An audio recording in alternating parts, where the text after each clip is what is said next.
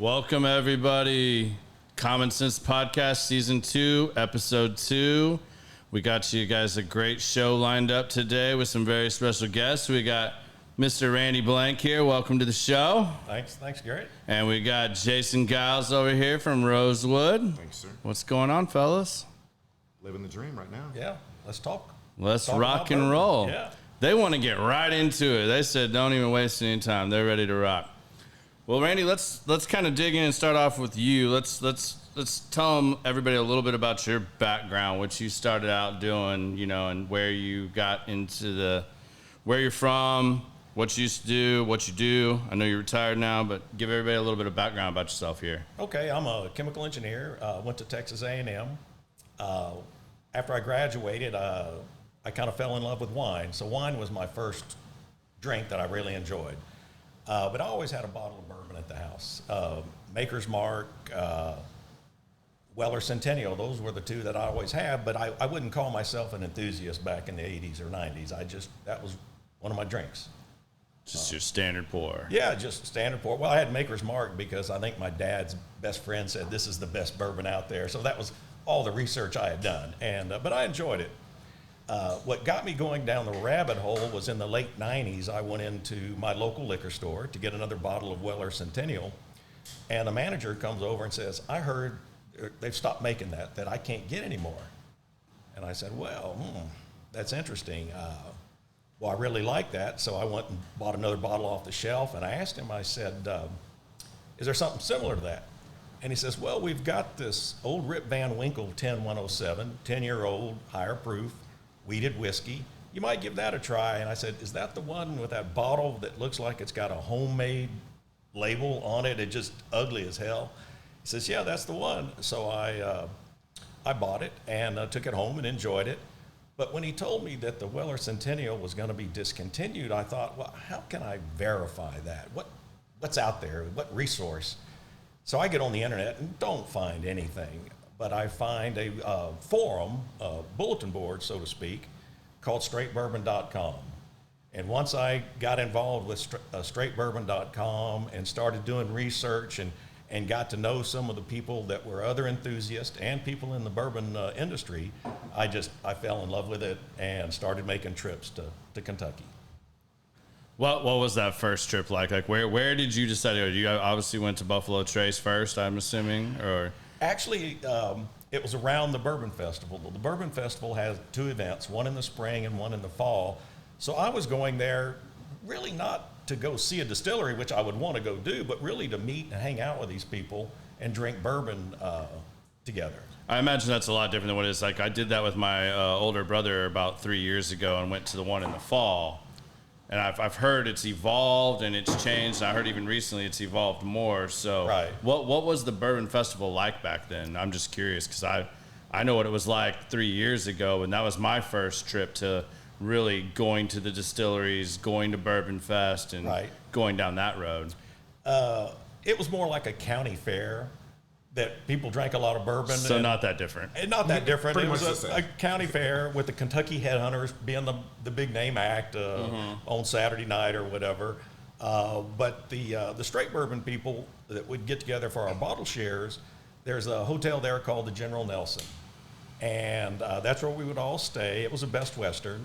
And there's a gazebo in the back. And that was the de facto hangout spot for people to bring their bottles of bourbon and share. And back in that 03, 04, 05 time frame, a lot of the master distillers would come and hang out with us because they, as we were talking earlier, they weren't rock stars back then.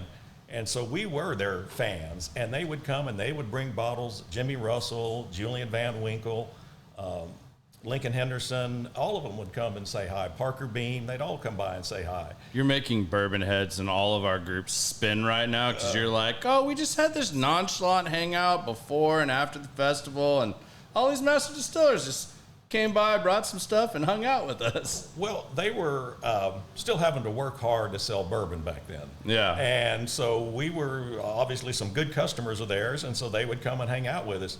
now as we know, the bourbon, if it's good, flies off the shelf, if it ever hits the shelf. I don't think it hits the shelf. Yeah, they wouldn't be able to do that today in the world that we have now. They wouldn't last 10 minutes probably out there. I mean, whereas you guys probably had a much more, which had to be amazing to have a small, intimate group like that and to just sit around and hear those stories and stuff. What were some of the like better stories that you remember from those times of just sitting around with some of those guys that? Well, I'll probably have to relate it to some of the things that I did when I was there. Okay. So I'm up there on my first trip, and I've met Julian Van Winkle, and I confirmed that Weller Centennial's not going to get made anymore, but I like Julian's products, and so I'm talking to him, and he says, and this is where I learned, well, this all comes from a distillery that's closed down, and I look at him and I go, yeah, it's from Stitzel-Weller. That's right, it's closed. So I found another bourbon I like, and it's going to dry up someday because the distillery's closed. So, I'm going to have to find a new favorite. So I started chatting with him, and I said, well, Julian, what would you think about me buying a whole barrel from Stitzel-Weller? And he says, well, I've done that before. I knew he had for retailers and bars and restaurants. But he'd never done it for an individual, but he liked the idea. And then that's what we talked over the summer of 2004. And the 10-year-old 107 was my favorite, but he had already moved the supply away from Stitzel-Weller because of the age. This is the best part of the story right here. Like, seriously. So he says, you'll have to go to the 12-year-old. And I said, well, I've never tried your 12-year-old, so I bought a bottle and liked it. And I said, okay, I'll come to Kentucky and with you and with Julian, and I'd like to pick a barrel of what ended up being the Lot B, the old Rip Van Winkle Lot B, and really enjoyed it. So I make the selection. I get my barrels. I get 17 cases of 12 bottles each. I think I've got a lifetime supply. I've got a lifetime supply of Lot B. I'll never have to be involved in another barrel pick, and it's from the Stitzel-Weller Old Fitzgerald Distillery. Tastes really good, and I've got 3 bottles left. And if you'd just set it aside, you probably could have retired 10 years earlier. Yeah. But that's amazing. So this is where, as you guys heard me allude to, where this Van Blankle came from. Who coined this Van Blankle? On Straight Bourbon, we would have a chat Tuesday or Wednesday nights. Everybody would get on, and Ed, one of the members of Straight Bourbon back then, coined it that. He came up with the name, and it stuck. And so that was the Van Blankle. And where'd they get the picture that I've seen on this bottle that like somebody like put on there, the little tater sticker? That must have been a classic Halloween or something. Yeah, I'm not sure. I don't know. I'm not sure I can picture that, but. With your name on it. I saw one that was on his Facebook page, and it's like the 70s pimp suit. It's like somebody did a little fun around there. That was for a birthday, and a friend of ours makes cakes. That's actually a sugar bottle that she made the labels and everything, and it was making fun of that Van Blankle concept, but it's me dressed up for Halloween as a pimp. Yeah, but that's, I was going to say. That's the bottle you've seen, but that's not how all the bottles came. That was just one for a cake decoration. That would have been awesome. That would have been like the original tater of all taters. That would have been something. No, my label wasn't anything special. I think it says single barrel, personally selected by Randy Blank. And so that was the summer of 2004. When I did that. At least they spelled your name right. Yeah, I got the name was right. At least they spelled your name right. Yeah. That's awesome. Yeah. What was that experience like? So when you did that barrel pick, did they send you samples, or did you went with Julian and picked that barrel out? I met Julian at the Buffalo Trace Distillery, and I invited a friend from Straight Bourbon who lived in Bardstown, who would travel over there with me so that she could take pictures. So it was Julian, myself, Brenda taking the pictures, and the warehouseman. We were there in the tasting area and went through the process. Obviously, that was my first time to be involved with the barrel pick, and it was a lot of fun. And that was about the time social media is getting active. So it's out there on the internet that here's an individual that bought a single barrel of bourbon, and right after that, people started saying, well, I'll form a group of buddies and we'll go do it. And in 2005, several groups got formed on the internet for that to happen.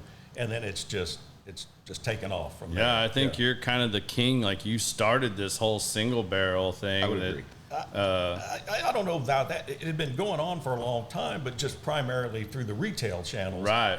I was an individual, and I did it right when social media was taking off. So Yeah. it got out there, and everybody else saw, and hey, if he can do it, well, let's do it. That sounds like fun. Yeah. That sounds familiar to me. Yeah, it sounds like fun. Let's go do it. And I've been involved with maybe a dozen picks since then, but that was my first and probably the most fun. I mean, it sounds like you hit the home run grand slam right out the gate. You got Julian Van Winkle to let you come into the Golden Gates there and pick your own barrel. That's amazing. He liked the idea. He thought it would be good for business, and he thought single barrel programs would grow. So he was pretty astute. At the time, he had recently partnered with Buffalo Trace, and they did not want to do that. They were trying to push the product through new retail outlets, and they didn't want to take a whole barrel out of production. And he somehow convinced them, and I tried to too. I would call them and talk to them. Take it out of the allocation to Texas. Find some way to let's make this happen, and we eventually did.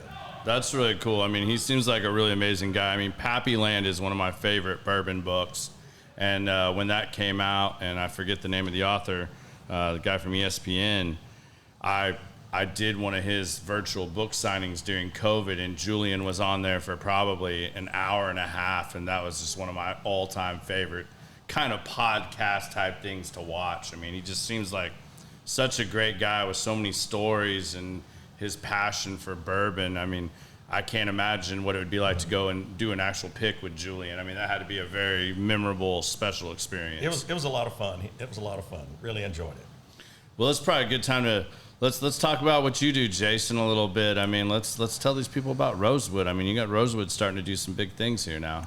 So yeah, Rosewood is a brand that I bought. I bought the label. It was originally made in the 30s and 40s. Yeah. And so I had a choice of different labels whenever I picked this label, and the whole reason why I picked it was the Rosewood hotels are my favorite hotels on the planet. I mean, I can't, like, better than the Ritz-Carlton.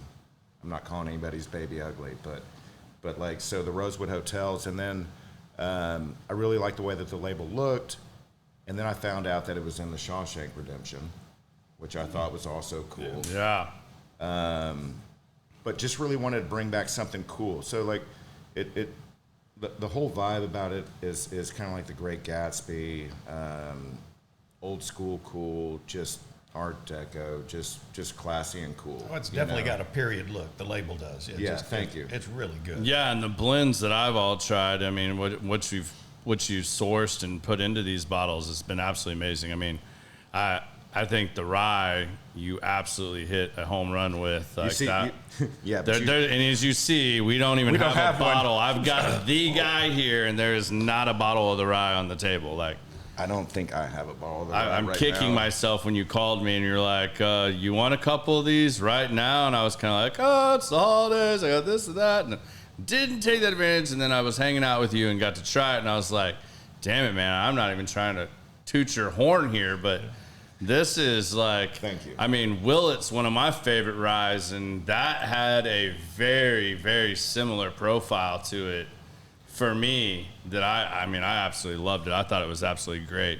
And then the really cool part, which I guess some of you guys have got to see, not that I had the foresight to come up with this before I went to Ohio to visit family, so I had to have Jason like run to the store and ship me and overnight me and everything else. But my grandfather actually worked at where Shawshank was filmed, cool. at the prison there. It's about 45 minutes from where my family is all from up in Ohio. Okay, cool. So I got the great idea while I was there for a week that, hey, man, send me a T-shirt, send me a bottle. And I'm going to go visit it and see it. I mean, I want to see it just to see if there's any old pictures that my granddad's in or anything like that, but take some cool pictures. So we got to do a cool little impromptu photo shoot for Rosewood I thought out it was there. great. I thought it that was a lot of Thank you for doing a lot that. of fun. Yeah, man. Thank you You for helping make it happen, because that I'm was sorry we had to overnight the box. I mean, sometimes you got to do that when you don't have the foresight. Wasn't it like Thanksgiving week? And yeah, it was Thanksgiving week, and I was like, man, if we don't overnight this, I don't know if I trust 2 day for this. Right. But we really had a great time doing that. What'd you pour me, Jason? I poured you a little bit the Rosewood. This is one of the Kentuckys. You like the Kentuckys better? Yeah, it's good. You like it? Oh yeah, Kind of like a little bit of a cinnamon bomb. right. Yeah, it's very good. You're the flavor profile expert. No, it's very good. I just wanted to know which one you poured. Yeah. So can we talk about that a little bit? Where all are you sourcing your barrels from? So I've only sourced from 2 different distilleries. Okay. BBC, Barstown Barrel Company, Yep. and MGPI. So what I've done is with the MGPI, I didn't do the rye from there. I did the ryes from BBC. And from MGPI, I did the 75-21-4, which is probably my favorite recipe on like the planet. It's just complete. I like the high rye bourbons. Yeah. Some people like the wheaters. Yeah. Some people like the high ryes. We can all meet in the middle, but it's. I did 2 different blends. One was a Kentucky blend from BBC, Yeah. which is 70-19-11, and then I did another blend from MGPI, which is the 75-21-4. And then I picked a few single barrels that were being sold online, but apparently aren't at the moment. It happens. Yeah. Even when you're completely prepared and you've done all the stuff you've done to try to make some of these things happen.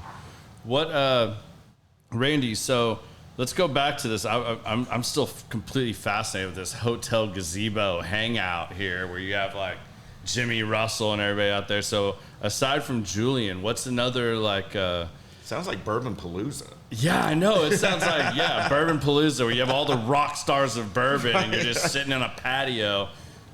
Closest thing I can come to that, like that reminds me of that, is when the only good decision I made going to Bourbon Fest first time was I bought the Beam family barbecue tickets. Okay. And got to hang out with Parker and all them and get to do the whole experience with them doing the recipes of all that. So that was absolutely amazing. Killing you. Sorry. Well, I'll just add a little bit to the whole gazebo concept. There'd be 30 or 40 of us from around the world. And, back then there were maybe 300 people on straightbourbon.com. So that's the universe of people. Yeah, right when it started. And Julian was one of the participants. Drew Coolsveen was also on the forum. And so those guys would come and hang out. But the table would be about this size, and it would just be covered with bottles.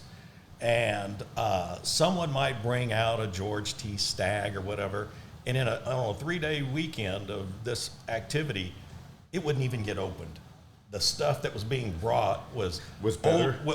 Just different, unique, Just different, older, and maybe better. But we'd all had Stag, but we see something from 1945, something Totally from get 50, it. and so that's what we tended to focus on. And Julian and the Beams and the rest of them Wait, did you say 1950? from the 8. Okay. Yeah, but All right. but Julian would bring some unusual stuff, unlabeled, where he says, well, I have some barrels that are not quite 23.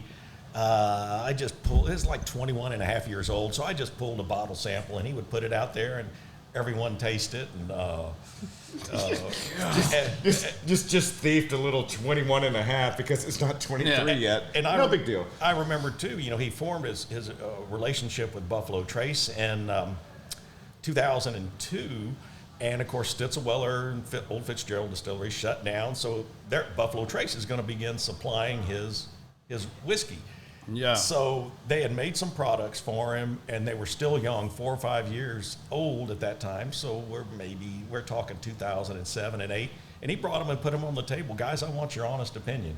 What do you think? Because this is what ultimately is going to be going into my products someday. And I think we were honest. It was kind of they're okay, but they're not. They're not the They're old not the juice. old. They're not the old juice, exactly. Yeah. They're not the old juice. But I think he's done a pretty good job in continuing to produce a high-quality product there in partnership with Buffalo Trace. Yeah, I think Harley's kind of figured that out for him. Harlan's kind of. So Randy, let me ask you a question. So I know, like, you know, you had a special wedding present, I guess, barrel. What barrel was that you got? Oh. Didn't you get like a Stitzel Weller? No, obviously I bought the Lot B was from Stitzelweller, but if you're trying to get a story out of me, I'll tell you another story with Julian. Okay. So the straightbourbon.com group, they're thinking about, we want to do a bottle that we can put straightbourbon.com on. Well, in 2007, we talked to Julian, and he came back to us. He says he's got imagine this.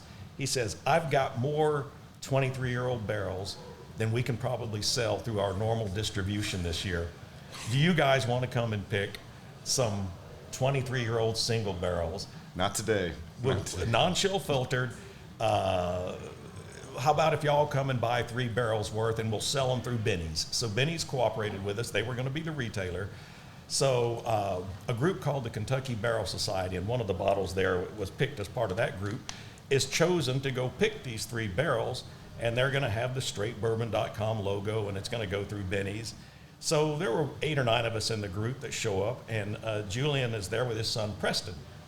And we walk into that same tasting area, and Preston and Julian and the warehouseman are over there kind of whispering.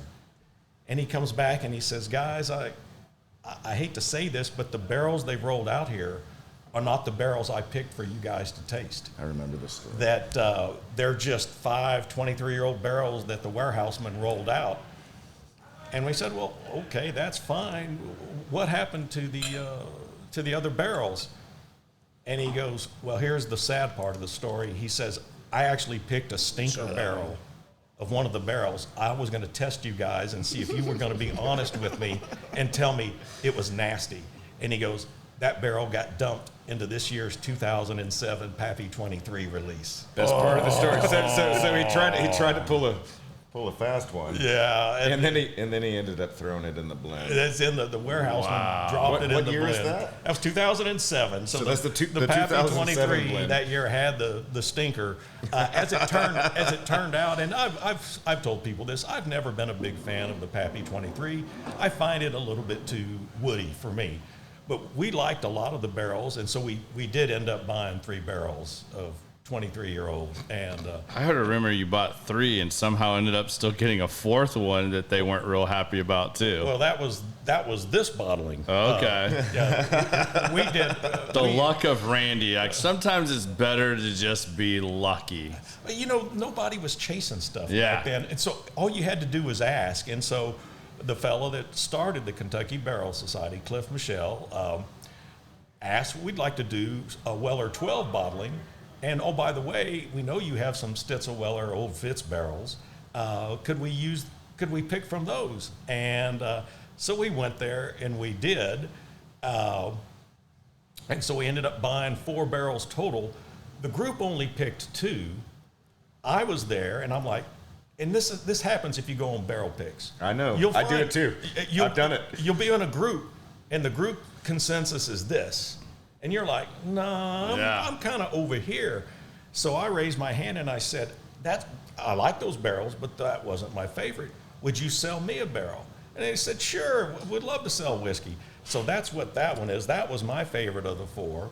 And then the 4th one. Nose, and I just took my first it's so of it. good. It's Second awesome. sip's even better. It's not a knock your socks off bourbon, but No, when but you're it's buying cool. it for $16 a bottle back then, and it's it's Stitzelweller whiskey, it was just a no-brainer. Then the 4th barrel, they bottled one accidentally. Yeah. None of us picked it, and they called us up and said, well, guys, we've already bottled it as a single barrel. Do you want a 4th one? Okay, Sure, so twist my arm. So we label it on the label. It says the 4th barrel. That's really interesting original name. Really original. A really original name. So this all happens, and about 2 months later, Julian calls me and says, Randy, did Buffalo Trace really sell y'all as Weller 12 for $16 a bottle, those barrels of Stitzel Weller whiskey. Yeah, Julian, I got it. Yeah, they did. And how'd y'all do that? We just asked them, and they rolled them out. He wasn't too happy, and I could understand because he needed all that for his product. And Yeah, I was trying to negotiate all those deals with them. trying to get that whiskey into his bottles. And from Buffalo Trace's perspective, I mean, it would have been better for them to sell it for $35 a bottle than 16. But so we ended up back in 2005 getting that done. So is the singlebarrel.com, like, is my understanding you were originally a part of Bourbon Pursuit too, right? Early on, was that am I getting those crossed there? No, I've never been a part of the Bourbon Pursuit. Yeah. Okay. Or were some of those guys just part of the single barrel, and that's where that kind of branched off from there? Maybe that's what I was. They could have. Thinking. Yeah, they could have. So they spelt it wrong? I told them what I wanted on there, and they misspelled Stitzel. They didn't have a spell check? 2005 on the label makers. So Stitzel is spelled Stizzlel. Stitzlo, yeah. Stitzlo. Yeah. That was the Buffalo Trace. That's how they label. got it That's through that fourth barrel. That's how they got the fourth bottle. Yeah. But, and it was a lot of fun back then. People weren't chasing barrels. Most of the distilleries didn't have a formal single barrel program, but if you asked, they would accommodate you and make some things happen.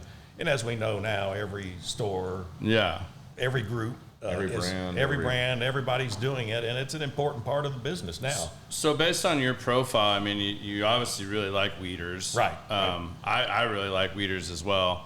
I'm hoping my brother-in-law is watching this because, like, he is a Weeder-only guy almost. Okay. Like, I mean, and he loves that. He found an old bottle of his grandparents, actually two, that his grandmother just pulled out and was like, he brought it up when he got into bourbon with me shortly after I did, and he was like, "Do you still have any of Grandpa's old bourbon laying around anywhere?" And she's like, "It's a good place to look. It's still in his little bourbon cabinet over there. I've never touched it." And so he went over there and he found, I mean, two old antique 107s that were from, like, I mean, I'm guessing, like, if I remember correctly, one was from the late 70s, one was early 80s. Yeah. One had the cork veins? falling off on it, and it was, like, all rotted inside. I mean, it was done. He gave me that bottle, which I still put up on my bar wall just because it's a super cool bottle to have.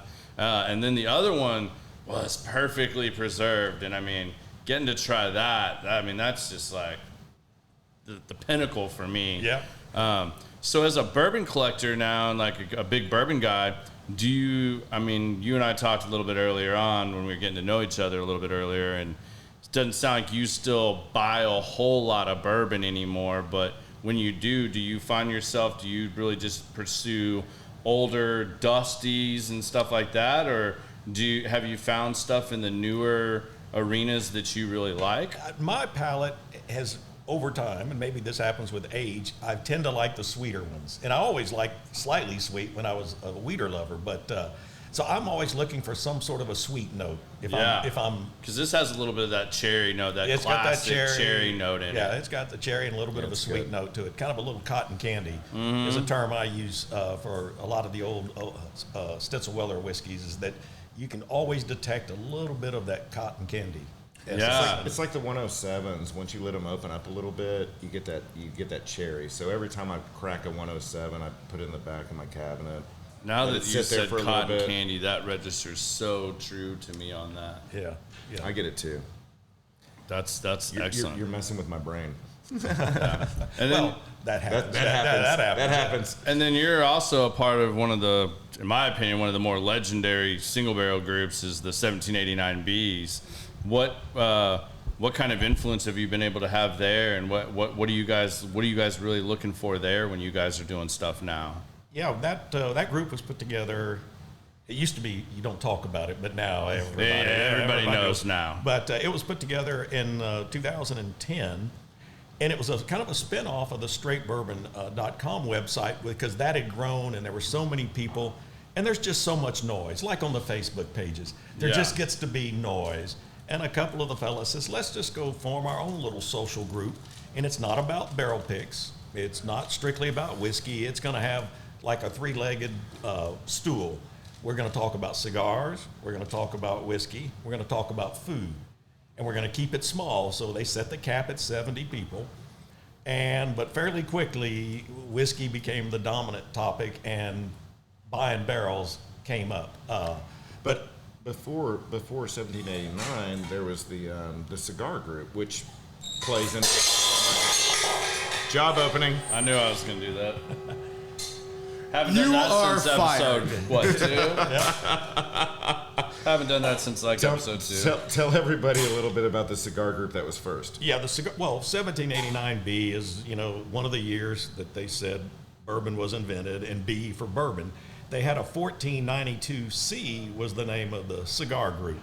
And as we know, Columbus discovered America, and C for cigars. So it was a lot of the same guys. They're back on the East Coast. Great guys. Most of them had also been early participants on the straightbourbon.com forum. But it was really started to be more social talk about it.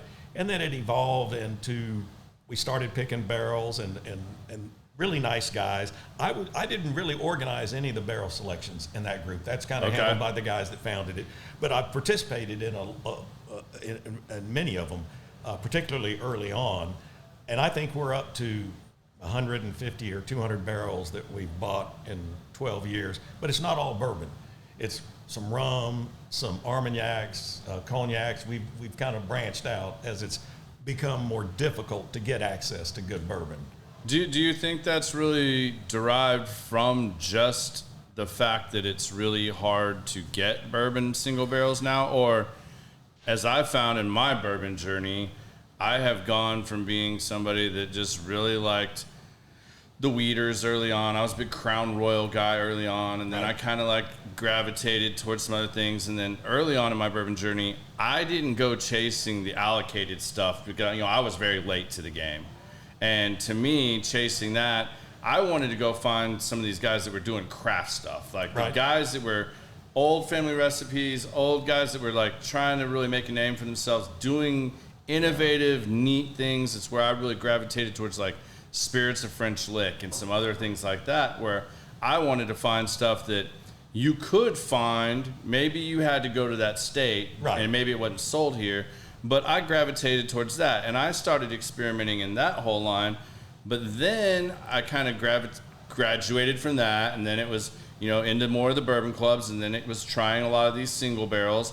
And then here over the last, I'd say, year and a half or so, I've gotten into the Armagnacs and the cognacs, and I drink a lot more of that than I do just regular bourbon. And then I would say in the last 8 months, I've bought more tequila than I've bought bourbon. Yeah. I've sold more of my bourbon collection, or have my bourbon collection for sale, than I have purchased bourbon bottles. So how much of that would you say, is that a big part too? Just exactly. It's palates changing and growing? Exactly. And we had explored the bourbon category about as much as it could have been explored. Yeah. Except all the new craft guys. So we were always willing to try new things, and your palate evolves over time, your interests do, and so part of it, a good part of it is probably that, and not just that it's difficult to get access to something special. It's just the natural evolution of the group. And it sounds like that's also opened up a lot for you personally too. I talk about that with the cigar lounge and stuff like that. It's a great introduction to people. That's why we share cigars and share bourbon there in the podcast. But it sounds like, you and I were talking about some travel and stuff like that you've formed some of these groups with lifelong friendships now. How impactful has that from the bourbon community been on your personal life with friends and family? Unlike, what was it Al Gore said the internet was going to make everybody go sit at their desk, and I've met some of my best friends in the world on the internet through bourbon or spirits related activities. Yeah. People, and we travel together now. We go see them. We organize vacations together. The 1789B group, for years, we would rent a big house in North Carolina on the beach, and 13-bedroom house, and we would all get there and bring bottles and have a big bottle share. And so it does evolve into it's as much a social thing as it is the bourbon. Yeah. And I think every group that ends up happening, that you get together, not because Randy's going to open up something or Garrett's going to open up something special. I just want to hang out with those guys, have a cigar. Let's see what's going on in life. And what I really call it is just like turning your Facebook friends into real friends. Right. I mean, I think that's what we're talking about. Like, so everybody has like their own little Facebook crew and group and everything else. And I run a couple groups. But like, whenever I get to like hang out with my friends, then like, that's what, like, I think that's it's the community more than anything. Oh, yeah. To me, it's 100% the community. I think we've seen that in the last 5 years, especially where you've got these monster bourbon groups that the internet and social media has blown up, and then you haven't seen as many of the 1789Bs or the ones that start off and keep it small and do that, because there's so many other avenues that these groups have tried to go or have gone.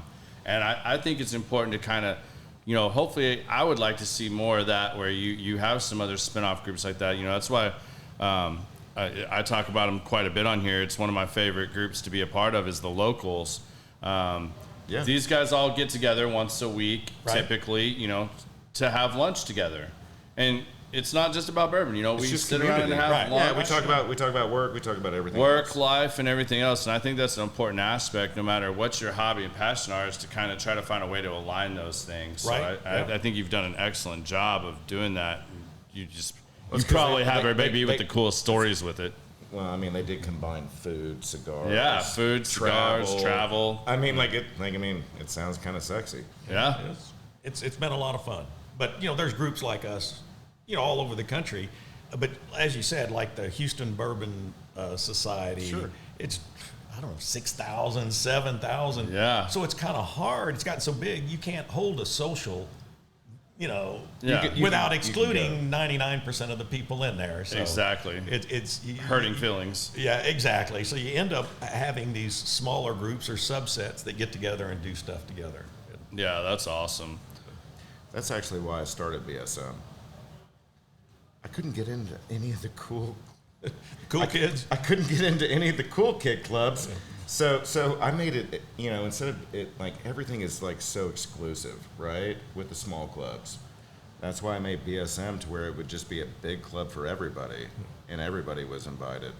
And a lot of people, changing subjects slightly, talk about, well, those were the good old days when Randy and his guys were getting started. And in many ways it was. You could go into the store and good to great bourbons would be on the shelf and $50 or less.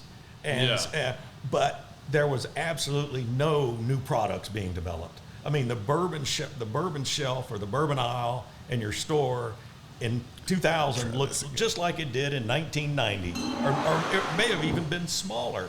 So there was really no new products coming out. And then in 2000, Buffalo Trace came out with the Saz 18 and Eagle Rare 17, and then George T. Stagg in 2002, and I think William LaRue Weller in 2005. And that was kind of the genesis of new stuff coming out. Nowadays, I can't walk into the store and walk down the aisle, and I'll see 3 or 4 new products every time I go to the store. Yeah. And so while it was good back then, there were no craft distillers. The big guys were producing the same stuff they'd produced for the last 20 years. No finishing. No finishing. Right. You think about all the stuff that's done experimentally now. None of that was out there. So yeah, it's different. But the choices that a guy getting into bourbon now he's got almost too many. I mean, he's got. I would agree with that. Almost. I would 100% agree with that, and that's why I've got 100 bottles in my closet that I don't want to drink, because you figure out what you like. Yeah. And then. You just Drink drink. You just drink what you like. Well, you go from buying everything you see, right, to focusing. I figured out what I don't like and I like, and then you focus on that. Yeah, and that's just the natural evolution of every enthusiast. Exactly. That's actually why I did the same recipe as Blonde Bros for my Rosewood, because that's my favorite bourbon. Yeah. What do you think's one of the best life lessons you've learned or come across from your experiences in bourbon? When I got into it as an enthusiast and joining the straightbourbon.com forum, I never thought I'd make some really good friends. I mean, that was the last. I wanted to learn. And then I literally, some of my best friends I've made through that. And so there's one thing that your friends can come from putting yourself activities, out there. And, just being out there and meeting people and whatnot.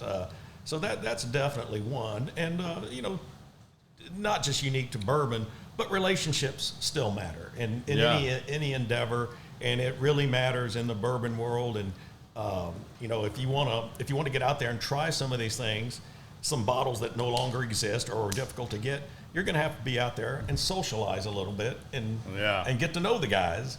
And lo and behold, you'll get invited to a tasting here or there. And that's really the only way to do it.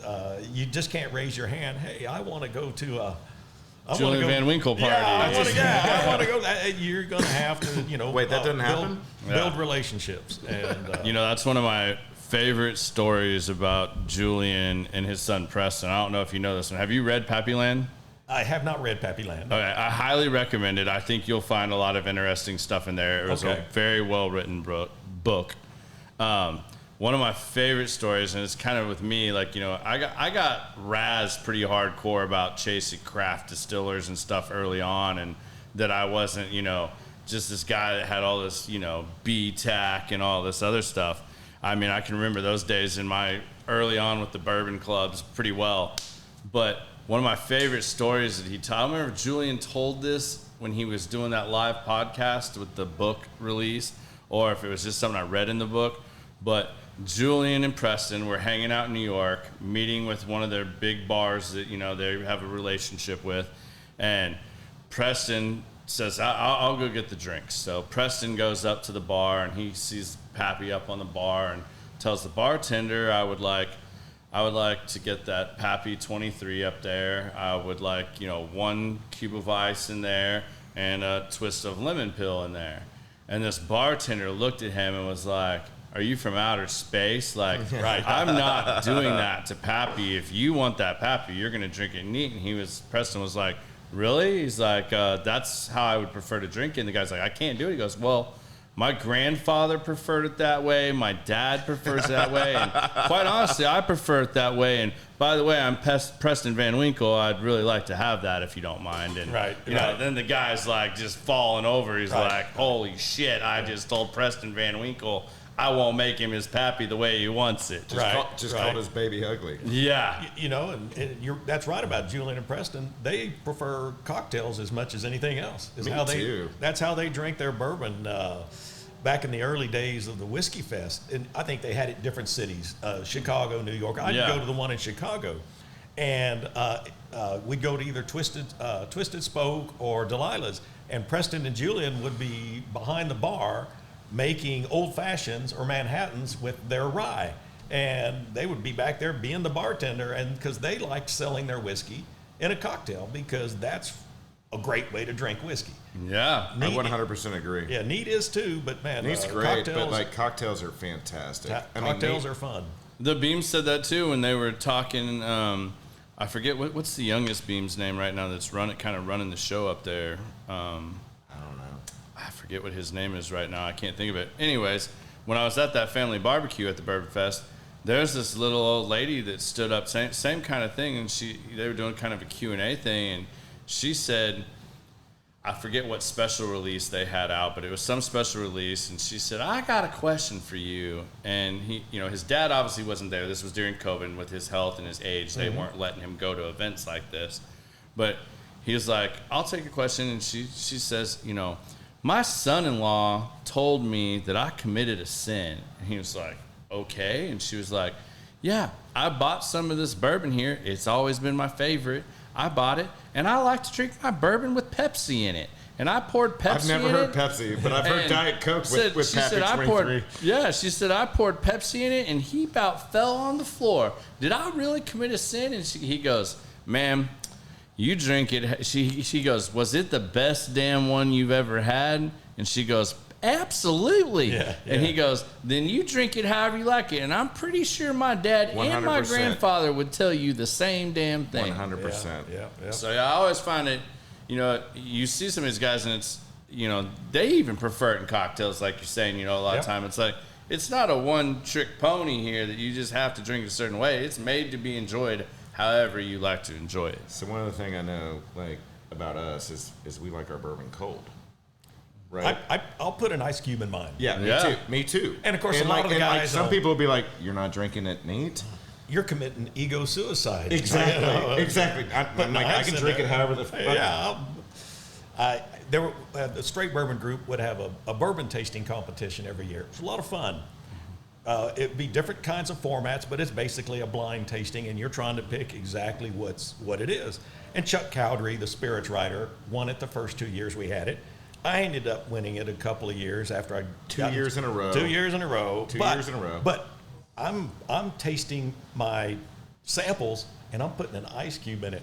And one of the competitors said, time out, that's not right. He's adding something to it. He needs to drink it neat. And I said, if I drank it neat, I might not recognize it. I am so used to drinking it chill With an ice with a cube. little ice cube to Me too. recognize what it is. And so I admit, I like mine with an ice cube or two. So third year they wouldn't let them use ice. Yeah, is what the story is. Yeah, they wouldn't let me use ice. So Randy didn't go the third year to the competition after winning 2 years in a row. You know, I only have. It was a small competition. you Yeah. know. Hey, whatever. Yeah. Well, Whatever. personally, you know, myself, I only have one thing that I try to be pretty consistent on when I try a new bourbon is that the first pour, you know, doesn't have to be a big pour or anything like that.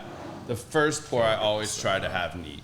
You know, just so that I can really taste it. Right. And then I'll add an ice cube or something like Right, that. yeah. Especially if it's hot. I mean, I'm not somebody that likes 140 proof, just kick yourself in the dirt bourbon all the time. I'll drink that, 80 now proof. I don't mind one if it doesn't drink like it's 140, you know, and it's, you know, When a it's- lot tamer, but I don't like burning my esophagus out, you know, and having acid reflux all night. Maybe that's part of just getting old, but Well, in Texas, when it's 95 degrees on your porch, yeah. 140 proof is tough to get down, sitting outside and having For a cigar sure. or whatnot. It needs a little ice or at least chilled or a little bit of water to help. I help, agree. Help. Open it up. Yeah, open it up and not burn your esophagus Yeah. and not overheat you because you're already hot. So what are some of your guys' favorite cocktails when you're not just drinking bourbon straight? I like the same two that everybody else likes. Yeah, old fashioned Manhattan. Old fashioned. Give me Yeah. a Manhattan. old One of the fashioned two. or Manhattan. But I like it like so. What I figured out is like Brooke up at Scissors and Scotch, right down the street. Like she can make it with some different kinds of bitters and stuff, and it totally changes the game. So like for Right. me, whenever they're using like the different little Jason's adjuncts getting his to it- dating plug in here right now. Not at all. But like so whenever they can like make something special with your stuff, so that's my favorite thing about drinking. I like the cocktails. I've really started to get into the cocktails in the last year. See, and or I so. think that's what I think in the last 4 or 5 years, that's what, or maybe even further back than that, I think that's where bourbon really regenerated hardcore was you kind of had craft beer take over for a while. Right. And these guys weren't selling as much bourbon. You know, everybody wanted a craft beer. And then as craft beer started getting bought out by the Diageos of the world, stuff like that, that, you know, they started buying up these craft beers and that started changing. Then it wasn't so prestigious because it wasn't your little home brewery in your neighborhood. Right. Then that started changing. Well, I think what bourbon did really well was they started infusing these like cocktail making bartenders and introducing old cocktails, classic cocktails, and new cocktails, and really creating an atmosphere of competing in that and regenerating that to bring the passion back towards bourbon. Totally And agree. I think that hit really hard at the right time. Throw a whiskey sour in there too, man. That's number 3. Yeah, that's Third on my list would be a Boulevardier, What's that? which is essentially a Negroni. Do you know what a Negroni is? Keep You going. Well, it's 'Cause these- it's equal parts vermouth, gin, and Campari. Really? The red bitter. uh-huh. So that's a Negroni. Replace the gin with bourbon, and that's a Boulevardier. And it brings the bitterness. Boulevardier. But the vermouth adds sweetness. The Campari is the bitterness, and then Yeah. you've got the bourbon, and that's another good one. So Have you guys ever done the Bloody Mary with bourbon instead No. of vodka? Oh No. God, go to Kentucky, man. They'll feed you one. All right. I'll have to try I think that's that. how they make them up there. The other one that there's a guy at the lounge up here that I'm waiting to try it, and I'm sure it's going to be absolutely phenomenal now that I've gone down this road a little more. Swears by he can beat any old fashioned you can make with a cognac old fashioned. I would try that. I'd try that. I would try that. Yeah. I'm in. I'd try that, absolutely. Yeah, 100%. He's a big advocate of that, and I'm like, yeah, I'm definitely gonna have to add that in there in the mix at some point. Try the Sunday morning Bloody Mary when you run out of vodka and just put your like Buffalo Trace in it or something, or a little bit of Rosewood or something. All right, we can do Let's that. get a plug in, yeah. Put some I'm Rosewood trying. in there. I'm trying. Yeah. I even brought him his T-shirt back. I was on top of it. I did not forget today. I was like the one thing I was set out to make sure I did not do today. Well, I live in Houston, and you guys are here in Dallas. Yeah. Tell me about the Dallas bourbon community. Is it pretty active? And It's very active. So as you know, your good friend Christopher Hart, right, him and Randall Sullivan have partnered up. They do the Prideful Goat. right. And Christopher Hart has all his stuff down there at the bourbon side. Randall has Someone Say Whiskey up here. The same thing as you're talking about down there. I mean, Someone Say Whiskey, I think, is at like 16,000 people in the group all over the U.S. So obviously I'm impressed that they're Someone able to. say whiskey is at 19,000. I was going to say, yeah, last time I checked, I mean, it's up there. But to me, most barrels are going to produce 240 bottles on a good day, depending on what it is. You got 19,000 people and 240 bottles. I mean, Yeah. that gets a little hairy, of a lot of people. How they're able to maintain those numbers and keep those people happy and involved in the community is very impressive to me. Yeah, So yeah. the bourbon game's changing again a little bit. My prediction for 2023 was we're going to see a renaissance in tequila. I think tequila, not just because I've been drinking more tequila over the last 8 months, but you can find old tequilas. People are doing a lot of stuff with tequila that they were doing with bourbon 10, 12 years ago, and I see it making the big push. You've also got the big thing with celebrities now endorsing bottles and getting behind different spirits, and you're seeing, whether it's Ryan Reynolds or The Rock or, Sammy Hagar. Yeah, Sammy Hagar or, Yeah. You name it. name it. There's a ton of them that are just popping these different brands out there that they're, non-distiller producers, or they're buying distilleries and starting up stuff. It's Like Jason Geils. I think it's, you got the Jason Giles over there buying old labels and stuff like that. But I mean, I think it's really cool to see stuff like that. Like, somebody to bring back an old label Yeah. and do something unique with it.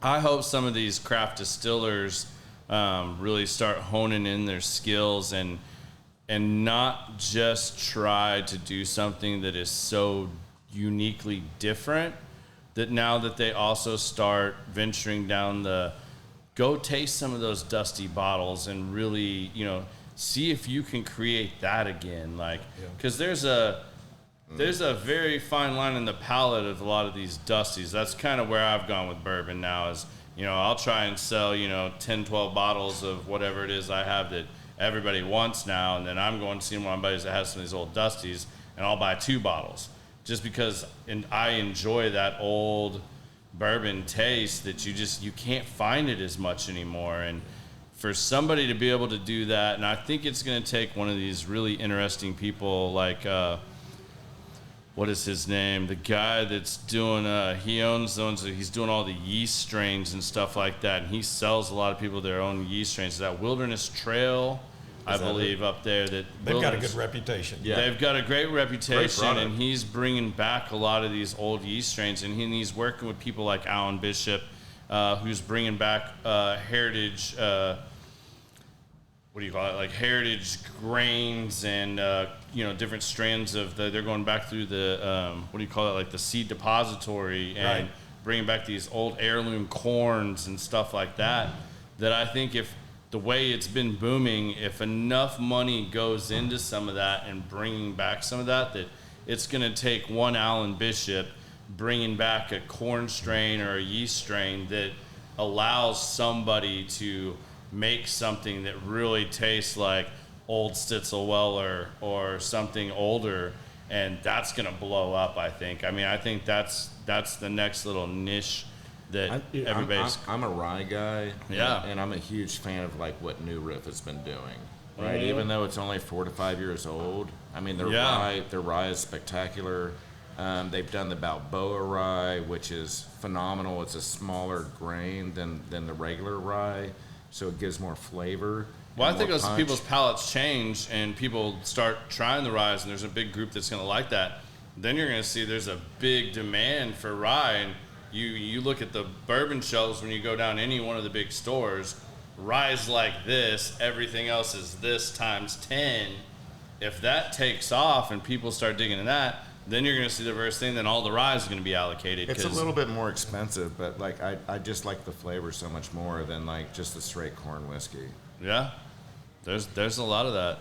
You know, I don't follow the craft guys much. Is anybody doing focusing on the barrels and maybe looking for old oak trees and having barrels made out of really old trees, which I've heard is one of the differences is why the old bourbons taste better is because they were made out of older trees because we weren't harvesting them nonstop to make barrels. I don't know about the older tree story, but like I know that like when I went to New Riff last time, I put my little search team and all we wanted to do was find Kelvin barrels, right? So you can tell a barrel by the rivet. Right.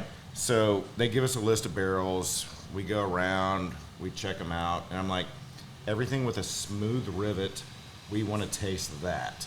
So if you like the notes and it's got a smooth rivet, let's do that. Because I think Kelvin puts out probably some of the best barrels right now. The bourbon that they're putting out is the best, I think. Yeah, there's a lot of those. 8% I know is the cooperage. the only other person I know that's doing anything like that would be, I would say, probably Rabbit Hole.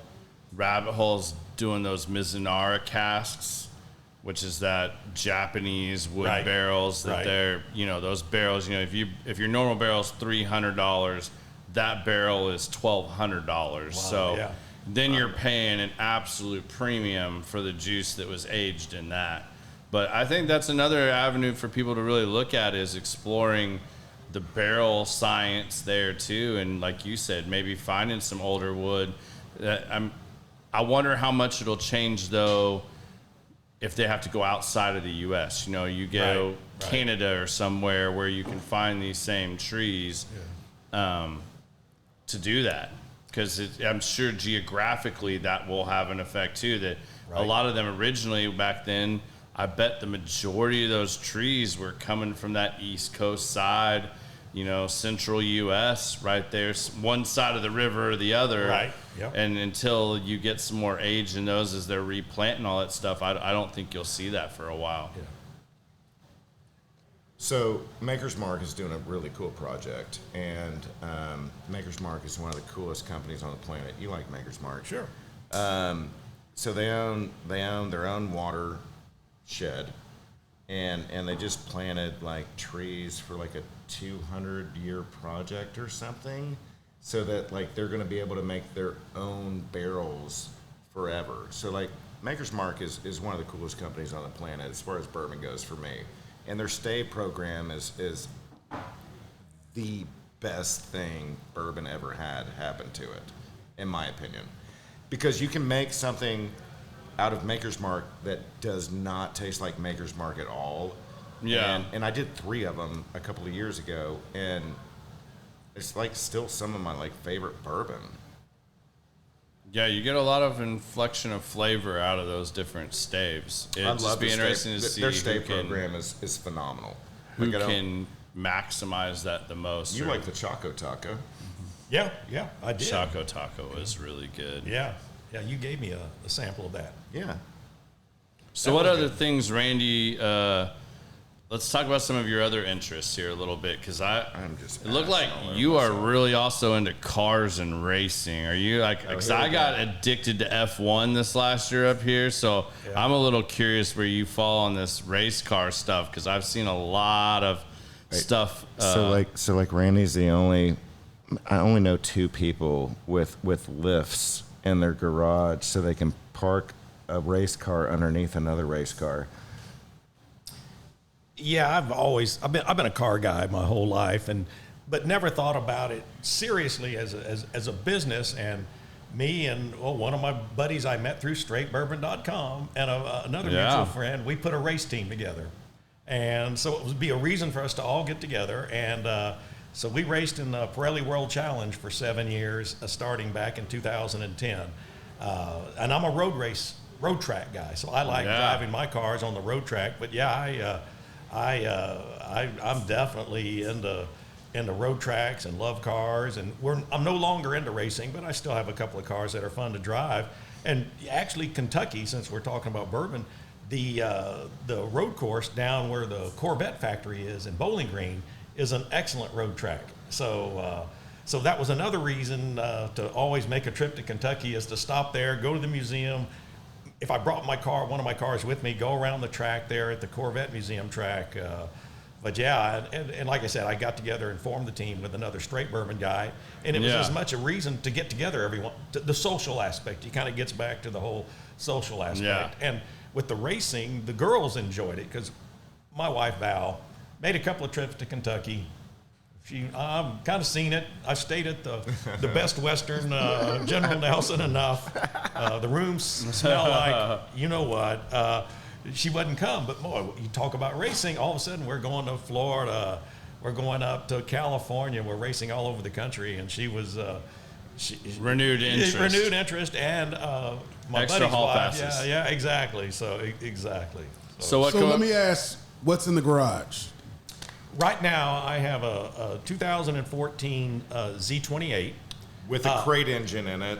Well, I pulled the factory engine out. Right. So you have an LS what in it? It was LS7, so that's Right. what came in the 14 Right. Z28. So I pulled the factory LS7 out and put a built motor in it, LS7, another LS7, but completely built, balanced and blueprinted, new exhaust system, and so forth. And then What's Val's car? Val's car is Here we go. an Audi R8, the performance model from 2020. It's freaking So, gorgeous. yeah, I'm going back to the Weller 12 again because it sucks and, so and bad. going back to the racing, we raced over the years. We started out racing Camaros when they came back in 2010. Okay. So we were one of the first teams racing Camaros. I love that. My first car was an 83 Z28. Okay, so we raced Camaros for a couple of years.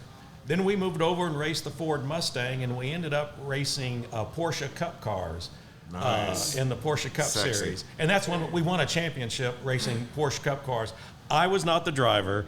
Our driver was a young man who still is in the racing game and in the racing business. And there again, we made another good set of friends with him and his parents.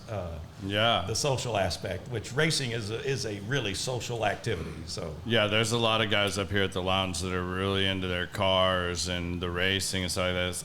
They got me, and I'd be coming in from golf on the weekends, and there'd be this whole F1 event here. And my brother-in-law, his family used to have a place that was over on the condo at the Texas Motor Speedway. Right. And they're big NASCAR people. And I'll admit, especially in my younger days, single, whatnot, partying at a NASCAR thing, that's tons of fun. But it's the party in the infield, getting down in the pits, that's really fun. But to sit and watch these guys go around an oval track, I could not get into it. This waiting to watch somebody crash. Like The only cool I did thing not about want it that. is like waiting for somebody to crash. Yeah, it was like, but then I tried to get into, what's the other one before F1? It's like the in-between. IndyCar? IndyCar. IndyCar. My dad took me to some Indy stuff when I was a kid, and then we tried to look at some Indy stuff. Tried watching Indy a little bit. That was better, but then when I started seeing the F1 and all that, where these guys are, driving through these very intricate tracks and flying Or by the streets. seat of their pants in basically a jet. Yeah. I mean, I was just blown away, and like all of a sudden, and then I started watching the show on Netflix and stuff like that. That's a good show. Oh man, I can't wait for the new season to come out and see about all that. Now that I actually watched last season, and then I can see all the other behind-the-scenes drama and all that. Highly looking forward to that. But there's a lot of people that are really into that up here, that are into the cars. So Well, our race series, the Pirelli World Challenge, we raced in conjunction with the IndyCar series. Okay. So they're the main event. Yeah. And we're like the opening act. We would race right before them because people go to the track, they want to watch racing all day. Yeah. So, but we raced with the Indy cars. Okay. We never raced ovals because Indy does ovals and road courses. So we were always on a road course. Well, the one thing I learned, I used to think I can, I have a couple M3s and some other track cars, did all that. Nah. We have a Eagle Canyon Raceway out here. You do. That's a good track. I went for a day with the Frakes dipping thing, jumped in the M2, thought I was good. I sat in the passenger seat of a GT3 Porsche. Oh, that shit. dude slung me around that track so fast. By the third lap, he had to pull over and I had to throw up. Yeah. When I say there's nothing I can do to touch the way that guy whipped that car around the track, and imagine 30 other people knowing what they're doing on that level, so much respect. Yeah. That's And crazy. nobody touches each other.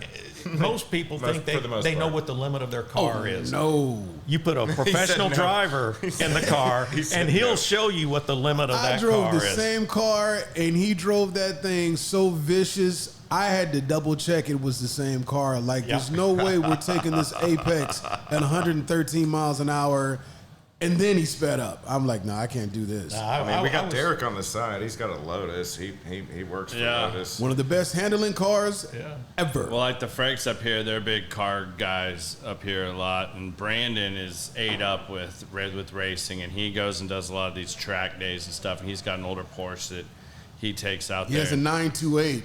and Yeah. Okay. It was his shit. dad's Okay. car. Excellent Yeah. condition. Nice. Yeah, and he recently got a simulator. I haven't made it out to use a simulator, but I mean, I've heard stories of Those the are guys fun. getting sick in You the get sick with simulators that. You get and sick in a everything else. simulator. That Yeah. It's so realistic. I was like, I Does got it to have try like this. G-force too? It's VR virtual. goggles. Oh, so it's that all in your alone- head. Yeah, that alone Gotcha. will You make got you the off. headphones in, you got the VR, you're in the So little it's cockpit real. seat. It's Yeah. the real deal. Holy Got some Phil. sensors on you? Yeah. Well, I was lucky in that because we were racing professionally, I had my driver who could get in the car. And I tell everybody, let a professional drive it first, and you'll learn a lot in a hurry.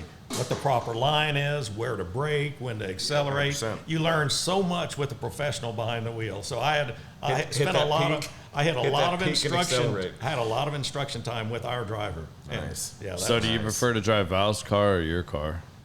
Actually, on I the like track? the Z28. Yeah. Yeah, it was built for the track. It was a track car designed for that, and I just put a little more horsepower in it. And What kind of horsepower is it pushing? it's probably 650 at the crank. It's around 600 at the rear wheels. Cool. So it's not super. It's not a big It's not number. crazy, No, because but- you can go out and buy a car off the lot now making 800 horsepower with the Yeah. supercharged or turboed. But mine's all normally aspirated. I'm a big NA guy. I don't want a power adder. I like to run No Yeah. forced induction. no just straight forced- engine. Yeah, that's all my cars have been that way. So That's awesome. So what was your first major car? Like when it comes to that, like that goes back to high school. Yeah, and I like- bought my aunt's '69 SS Chevelle. Oh, yeah. So, yeah. So this is how Yeah. it started. Yeah, that's That's how, what I'm so- asking. so that's how you. That's this how you is get, how it started. That's how you get started. Yeah. And that was the first car I actually, had a job, had to pay for. Yeah. Isn't that the Dazed and Confused car? Or one of them? I think it's it's close. one of them. Yeah, so Yeah. my first car was an '83 Z28 Camaro. Okay. And then I totaled it 6 months later. Being a 16-year-old drag racing my Camaro, and then I bought my dad's '89 Mustang off of him. He totaled it when we were moving to Texas, and then when I moved to Texas, I found a '70 Chevelle, and that's the car that I still to this day wish I could have the big back. old It got big block. frame rot. Yeah. I couldn't afford at the time to take it off the frame, put another frame under it, and everything else. But yeah, that you get back to that 66 through 72 Chevelle or Nova. I'm all in. GTOs. My mom's is the GTO. My mom had a goat in high school, and she still talks about it. It's funny, we joke about this in my family. My dad tried teaching me how to drive stick because obviously my '83 was a stick. And I came home and told my mom, I was like, I don't know what Dad's doing, but I can't do this. Yeah. My mom said, don't worry, I'll take you. So my mom takes it apart. I thought what my dad was trying to teach me was tough and whatnot, and he was burning the shit out of my clutch. I mean, I could tell, I could smell it, you know. I'm like, this is not going good. He doesn't know what he's doing. I asked my mom, and if you've met my mom, like, my mom does not look like some kind of street racer, but in reality, my grandfather, unfortunately, he got cancer right after he retired and wasn't able to come up and help me, but he was going to buy me a 65 Mustang. We were going to restore it because he knew everything about that Ford motor and, you know, teach me how to do everything on that car so that if anything ever happened, I could do it. Well, that didn't get to happen, but my mom takes me out there. My mom comes out with damn cones and stuff. She makes me drive in reverse through these cones without hitting cones. And then I'll never forget this. My mom goes, "You want to see what your car can really do?" And I was like, yeah. My mom white smokes my tires that I just bought. Yeah. White smokes them, and she is just tearing my car up. And I'm like, where did this come from, Donna Where did Reed? Mom come from? I didn't know my mom was so cool. Yeah, my mom's like, oh, well, you know, my dad would always go out and he'd tune my carburetor down and stuff like that and tell me not to drag race, but I'd get out there on my goat and, you know, open it all up, tune my carburetor, and my mom was out drag racing and stuff. I'm like, this is insane. Everybody's got one cool parent. Yeah. What's crazy is my first car was an 89 Mustang GT. I was 17. Did you have in the 5.0? Army. Yeah. Nice. I had it for 4 months. Boys I was in the in the Army, hood. and I had to sell it because the insurance was more than a car payment. Literally, I couldn't It's because afford you were it. 18. Exactly, and I sold it to my drill sergeant after I got out. But the crazy thing is what you said. That car was only like 225 horses, but it had a lot of torque, and we thought that was crazy. Now you can buy a jailbreak Challenger with 890 horses off And the it's lot, completely and it's different. insane. And we used to think 5.0s were fast. Right. Yeah. So I my mean, first, they can be, but not compared to what you they get can be now. really fast. My first fast car was a Camaro with an LT1 Yeah. with the T-tops, and I got rid of it because the T-tops were... Well, you know, when they did that, like My 83 didn't leak ever. Like, I don't Mine know did. how I got so lucky Mine with did. T-tops that mine did not leak. Mine would whistle when I got over 130 miles I had an an hour. 80. I had an 88 IROC, and because it was a convertible, Nice. it came with a 305 versus the T-top had a 350 in it. Right. And I was like, this sucks. Right. I was like, It's like not enough. Yeah, I sold it quick. Yeah, but- Donna, I had to ask you LT1 that engine because was my awesome. dad Yes. had, when I was a kid, a 280 Datsun Z with glass packs on it, and I still remember that sound. So when you said that, I had to ask cherry that question. Right. Yeah. I mean, I that had a car was so K5 with loud. cherry bombs on it. Whoa. It was a little different.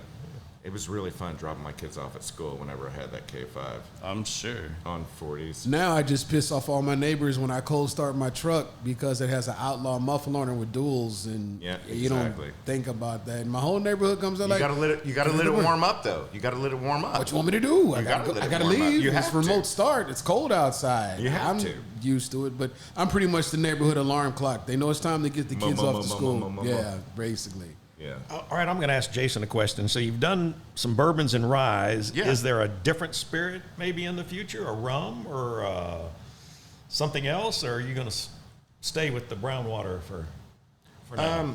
So my initial love is like Garrett's like second love. Like so I started out with like really old, like 200-year-old like Armagnacs and like cognacs and like crazy stuff like that. That's how I got into spirits. But no, the answer is no. Like to me, this is pure, and I like it the way it is, and I like to be able to make a drink out of it. Like I'm never gonna do anything. I'm not gonna say never, but not for now. Like I really like what I'm doing, and I really like what I'm putting out. Like everything to me that I'm putting out is exactly the way that I want it to be. It tastes exactly the way that I want it to taste. Like it's my flavor profile. So When are you going to have some more rye available? soon? Soon? All right. And it's probably 10 times harder than you thought it was going to be.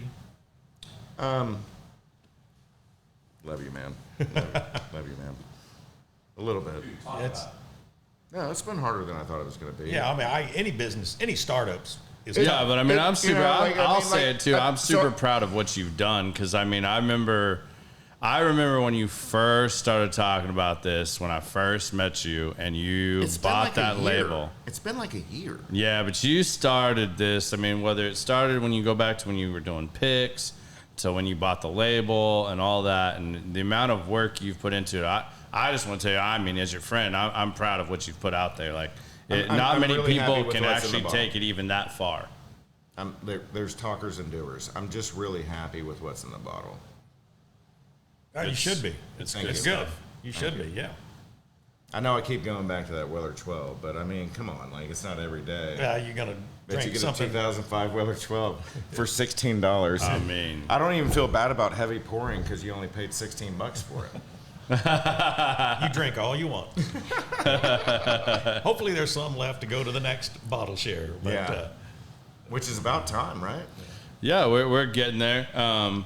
Which leads me to I'm gonna go ahead and take us to towards the end of the show, which we have a certain set of questions we ask every guest at the end. So I'm gonna start. I'm gonna bounce between you two. Randy, do you have kids? I do. All right, cool. This makes this even easier. I did not know if you did or did not, and I know Jason does because I've met all his lovely kids. So, Jason, I'm going to start with you first. Go for it. If you had one piece of advice that you could leave your kids with, what would that piece of advice be?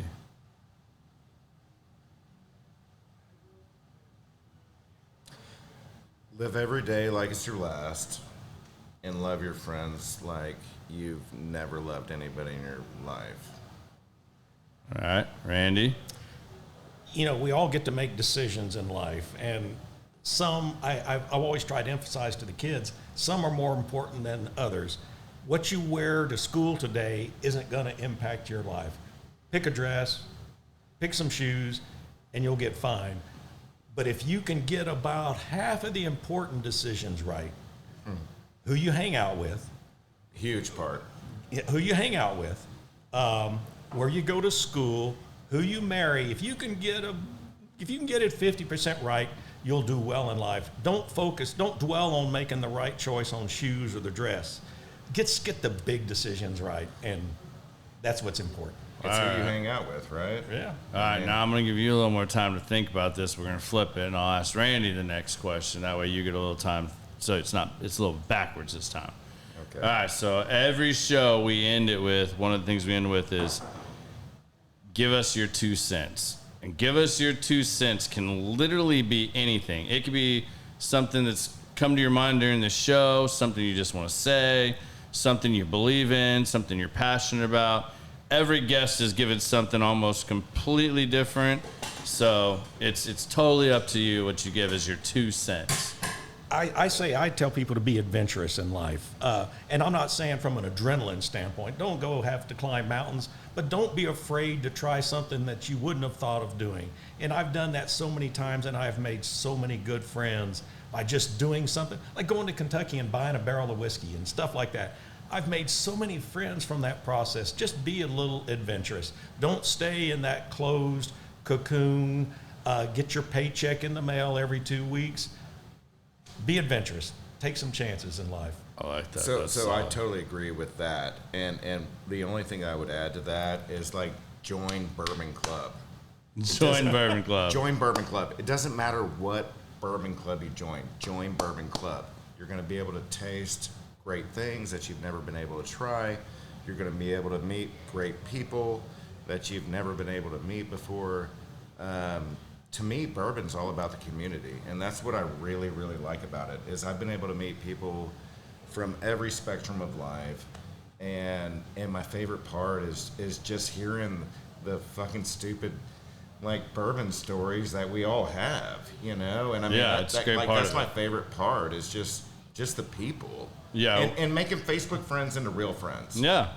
We talk about that a lot on this show. I mean, that's kind of how this podcast started, between the combination of sharing spirits with good, like-minded individuals and different people, or sharing a cigar. I mean, we have guests that, smoke cigars, don't smoke cigars, or they drink tequila or bourbon or whatever it is, it opens up a common lane of conversation, and it sets a lot of the bullshit in the real world aside. Right. And people can kind of let go of that for a little bit and just have a genuine conversation. Yeah, 100%. So that's one of the things I found very valuable is, being involved in bourbon groups, being involved in the cigar club, whether it's your racing club, your car club, whatever, just being more involved, putting yourself out there a little bit to meet new people, meet people that are different than you, that have different opinions than you, that you don't have to agree with and you can disagree with, but in a healthy way. And for whatever reason, the combination of spirits and cigars, usually where most people would think, like you add the alcohol and now, this issue is going to blow up and turn to something. Typically, it doesn't. Typically, it creates a commonality where you have something else to fall back on and you can agree to disagree. And it's like, you can move 100%. On down the road. So that's kind of the basis of the show. And I want to thank both of you for being on here today. Thank you. You're welcome. Thanks. Jason. Enjoyed it. Yeah. Thank you for bringing Randy out, and Randy, thank you for making time on your trip up here to Dallas. To come up here and see my Dallas friends. So yeah. I lived in Dallas. He's hard to find. So. Yeah, well, maybe you can get you a condo or something here and we can see a little more up here and put that in Randy's just go down to future Houston. out there. I'll just stay with one of you guys. I'm good. Exactly. And then the other thing I want to do before we sign off here is I do want to thank somebody else. Tim, I want to thank you and the Whiskey Blendery. Little advertisement for you here. Tim Hughes is got fucking you. Tim badass. Hughes is a badass. His Whiskey Blendery is, look at Derek with the nice drop. Derek can be a guest in the show anytime he wants. Derek out there putting the product placement out there perfectly. Tim's a good friend of the shows. I've heard about his business, and it sounds great. When sounds you're fun. up here next time, you need to check it out. So what he does is he has his blendery. He buys sourced barrels, and he's created an environment in a building where you can have lockers if you'd like, where you can store your stuff. He's got his own personal collection on display. And then what he does, you think you know what you're doing with whiskey, come in and try some stuff. They've bought all these barrels, and they let you play this game of, can you create a good blend? Right. Now, and you blend your own bottle. They bottle them. They give you a couple different bottle choices. Well, it was my brother-in-law's 40th birthday is coming up this week, and we threw him a surprise party this last Saturday. And I had the daunting task of getting him out of the house and keeping him occupied for several hours. Well, first they were like, take him to play golf. Well, I already knew whether he told his wife or not, we were playing golf on Friday, so how am I going to get him to play 2 days in a row? And I knew one of his clients was taking him out on Wednesday, so I was like, we got to come up with something. Well, Tim, graciously enough, invited all of us out to the blendery. We spent 4 hours with his team. They were absolutely awesome. Milo and Andy, they were great guys. They really were educational. A lot of these guys really didn't know a lot about bourbon. Like they liked bourbon, but they didn't know a lot. They really walked them from point A to point Z and told them everything they could have wanted to know and probably then some. And they got to make their own bottle. We got to have team battle of whose blend was better. We got to come up with a name for it. Then we got to bottle it. And we got to wax dip it. Some of these guys never got to be a part of a pick team or anything like that and do that. So excellent experience. And Tim, can't thank you enough. And we look forward to seeing you guys all next week, and we hope you enjoyed the show. Until then, we'll see you later. All right. Thanks, Gary.